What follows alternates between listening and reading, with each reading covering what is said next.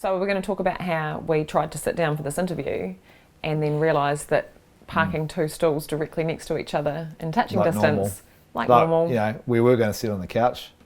I wasn't sitting on the couch. I had this giant beanbag. This is safe. 1 metre. That's 1 metre.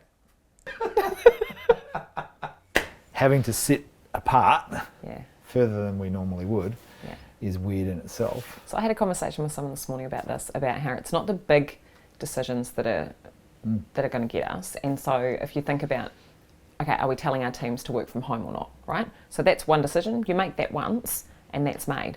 The hard stuff is when you don't have that clarity in that direction and you've got to make lots of little decisions all day and they all require effort now. Absolutely. So we would have just sat down. Now it's how far apart do we put our stools? Yep. You know, or you're like, do I go to this meeting? That's right. How many people should be there? Do we have to do something else? And when every decision you make is exhausting.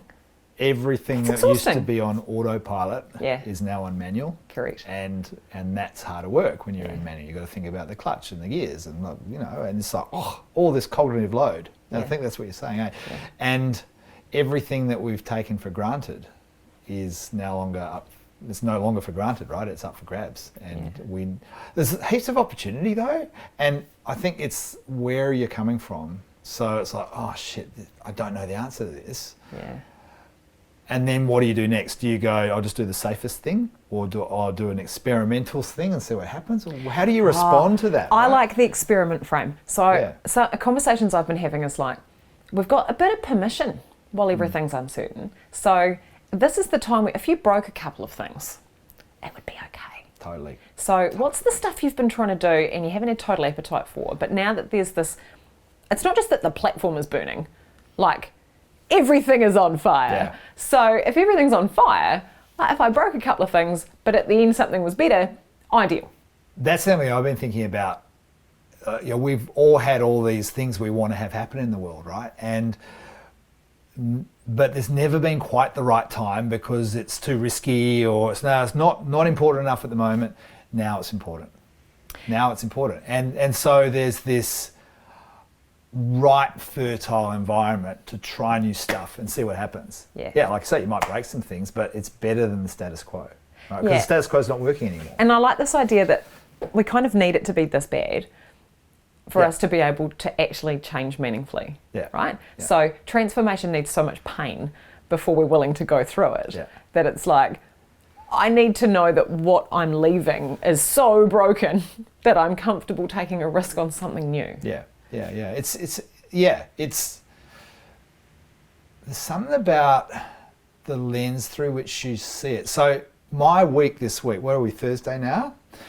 So it's been a very long week. It's been a really long week. And I remember Sunday night, actually Sunday day, I spent a lot of the day working on Sunday and I was really excited. And I was like, there's so much possibility and opportunity from all this change that's happening. I couldn't quite put my finger on it, but I had all this energy. Yeah.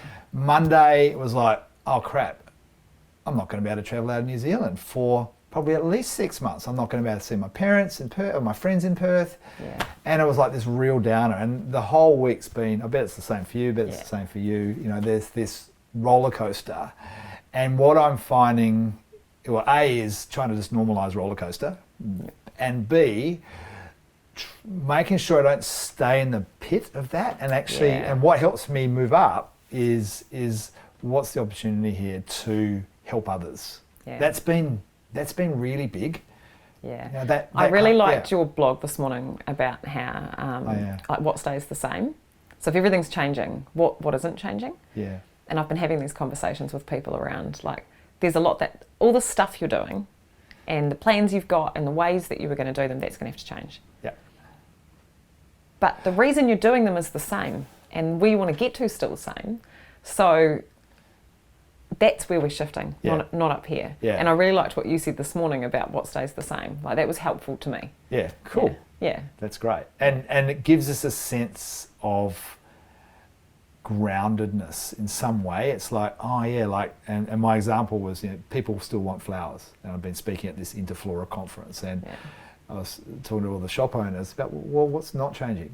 People still want flowers and you guys are in an amazing position to be able to make someone else's life better right now, particularly when they can't see them face to face. Yeah. And so, framing a situation is, okay, what's not changing? And it's often about, like you say, outcomes. And it's about what's the purpose behind it. Well, that's still true. Yeah. So how we get there is going to be different. So, and we were riffing a bit before about, maybe we're not going to do giant conferences for a long, long time, right? 1,000 people in a room.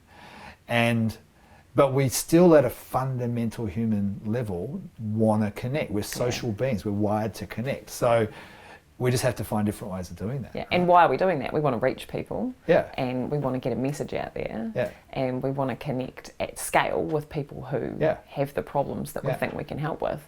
There are so many ways to do that. Yeah. And that's when on my Sunday I was like, opportunity. Yeah. Wow. Oh yeah, Sunday. See, Sunday was good. So your pit, did you say Monday? You found one of a few pits, but Monday was definitely I found mine one. yesterday morning, and I'd been in this planning meeting with Auckland Council on Tuesday afternoon, and I'm running some training up there next week, and we talked about the plan A, the plan B, and the plan C, right? So plan A, I turn up, everything's fine, everyone turns up. Plan B, I turn up, a lot of people feel like they can't, they attend virtually, still good. Plan C, no one can turn up, we're all attending virtually, and we figure out a good way to run it in a way that's interesting and engaging but happens online. And we had this whole conversation around it, and that was Tuesday afternoon, and we were like, man, we're on top of things, this is good, we know what's going on. Wednesday morning, I got up, I looked at my meeting notes from the day before, and I'm like, that all seems ridiculous. It seems entirely irrelevant, and this conversation happened 12 hours ago. Hey, that's the thing. It's like what was real and relevant 24 hours ago, it can just change. There's, as you were talking, I was thinking, I reckon there's an interesting tension or a polarity that's starting to emerge more clearly, which is something about being dictated to by authorities, like you can't travel, right? Yeah. Versus enabling individual autonomy. And to me, where I'm landing, we both run lots of workshops and training sessions and stuff like that. And I'm kind of landing on the, rather than telling people this is what's going to happen, I'm actually saying, I'm erring on treating people as grown-ups and helping choice. Funny that. Good idea, isn't it? Treat people as grown-ups, especially if they are grown-ups. But this like not always. You don't want to be doing that everywhere. Well, no. But see, in our world, this idea of okay, I'm going to be running a workshop next week. Yeah. Now, I would love. I wrote a couple of emails to clients this morning saying, look, we've got this thing next week. I think more than ever, again, outcome and purpose, this is the time for deep sense making and human connection. We need it more than ever. And I would like to be able to offer the space that we have put aside to do that work. Right? Now, if things change, then we revisit it. But there's this idea of let's help create the space for people to do the work. And if they want to come in person and they feel good about that, well, I'll help that. I'll make that happen. If they don't want to, but they'd rather be in doing it a different way, well, let's use technology to do that. And maybe they just actually say, no, I'd rather be with my family. And all of those choices are valid. And I think for us, we need to make all of that okay and see what can happen as a result. This is the experiment time. I kind of have a pushback to that too, though, and I think that's why you talk about that tension, where it's like, on the one hand, agency really matters at a time when it feels like we don't have a lot. Yeah. But then on the other, when you do have that high cognitive load and you've got so much uncertainty, make it easy a bit of direction is helpful. Mm-hmm. And some of the conversations I've been having is, God, they've got this. I had a phrase yesterday where someone told me they felt like they were in a void of knowing. And wow, that's powerful. They're in a void of knowing, and when you don't have clarity about what you should do, it's just another thing to, should I go to Digby's thing or should I go in person? Should I dial in?